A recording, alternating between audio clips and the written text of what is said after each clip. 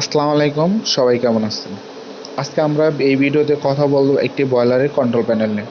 আসলে একটা বয়লারের কন্ট্রোল প্যানেলে অনেক কিছু থাকে, আর আপনারা জানেন বয়লারের কন্ট্রোল প্যানেল কিন্তু একটা হয় না।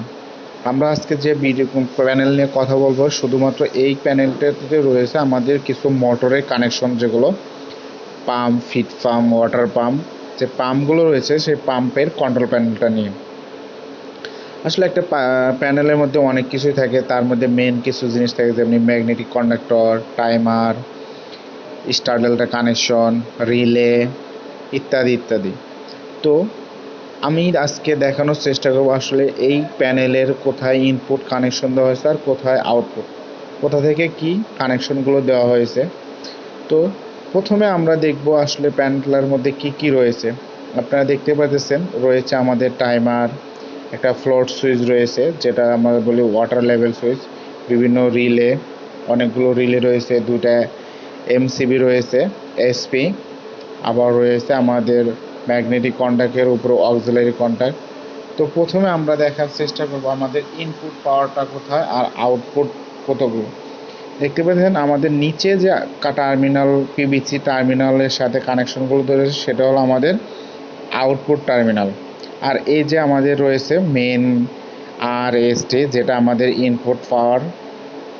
আসলে এখানে আমাদের মেন পাওয়ারটা আসলে ঢুকবে, এখান থেকে চলে গেছে আমাদের মেন এমসিসিবিতে। এতে দেখতে পাচ্ছেন এটা হলো আমাদের সেই কাঙ্ক্ষিত মেন এমসিসিবি, 225 অ্যাম্পিয়ারের একটা এমসিসিবি। তো এখান থেকে অনেকগুলো জয়েন্ট দিয়ে একসাথে আনা হয়েছে। এটা হলো প্রথমে একটা স্টার ডেল্টা কানেকশন একটা বড় মোটরের জন্য। তো এটা হলো স্টার কানেকশন, আর আপনাদের আর তারপরে এটা হলো ডেল্টা, আর এটা হলো মেন কন্ট্যাক্টের সাথে আমাদের ওভারলোড রয়েছে। পরবর্তীতে সেম আর একটা বড় মোটর রয়েছে, ওখান থেকেই এমসিসিবি থেকে নেওয়া হয়েছে। তো এটা হলো মেন কন্ট্যাক্ট, এটা হলো ডেল্টা কন্ট্যাক্ট, এটা হলো star contact.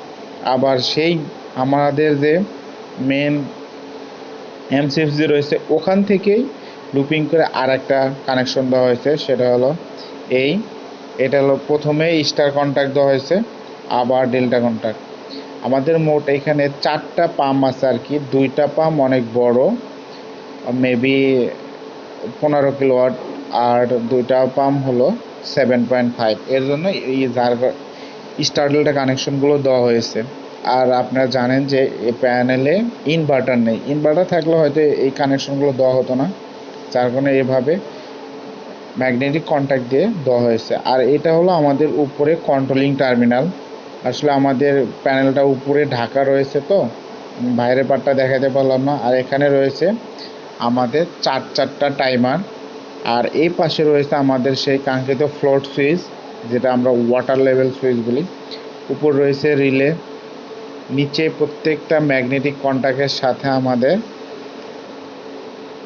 Thermal overload relay দেওয়া আছে। আর প্রত্যেকটা লাস্টে যে আমাদের ছোট ছোট পাম্পগুলো রয়েছে সেগুলোর সাথে রয়েছে এমসিসিবি, প্রত্যেকটার সাথেই এমসিসিবি রয়েছে। কিন্তু মেন একটা এমসিসিবি দিয়ে আমাদের মেন যে বড় 3টা মোটর কানেকশন দেওয়া হয়েছে, সেটা হলো মেন ম্যাগনেটিক কন্ট্যাক্ট থেকে আমাদের বড় 3টা মোটর কানেকশন দেওয়া হয়েছে।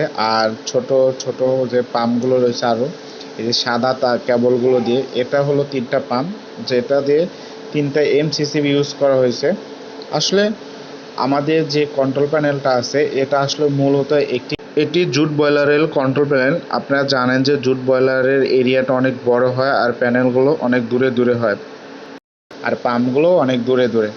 আজকের ভিডিওতে আমরা এটুকুই দেখানোর চেষ্টা করেছি। আপনাদের যদি ভালো লাগে ভিডিওটি শেয়ার করবেন, লাইক দিয়ে পাশে থাকবেন। আর পরবর্তী ভিডিওতে আপনাদের ডিটেলস আকারে দেখানোর চেষ্টা করব এবং পুরো বয়লার সিস্টেমটা দেখানোর চেষ্টা করব। পরবর্তী ভিডিও পাওয়ার জন্য আমাদের পেজটি লাইক দিয়ে ফলো করে রাখুন, শেয়ার করে আপনার বন্ধুদের দেখার সুযোগ করে দিন। আবার দেখা হবে নতুন কোনো ভিডিও নিয়ে।